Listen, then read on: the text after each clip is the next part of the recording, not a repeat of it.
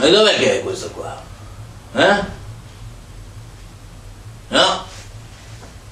Beh, sono stato io, va bene? Lei dice che sono stato io. Sono stato io a Montecatini, l'ho ammazzato io il poliziotto, va bene? Tanto cambia poco. Però una cosa la voglio dire. Voi mi state incolpando di un sacco di fatti che io non ho commesso. Per tutti i delitti che io invece ho commesso, voi non mi state nemmeno indagando. E questo la dice lunga sull'incapacità degli organi inquirenti di questo Stato. No, forse non ci siamo capiti. Se voi pensate che io sia venuto qui per dirvi quello che voi volete sentirvi dire, non avete capito niente. O mi fate dire quello che io voglio dire, oppure prendo e me ne vado. E il processo ve lo fate da soli.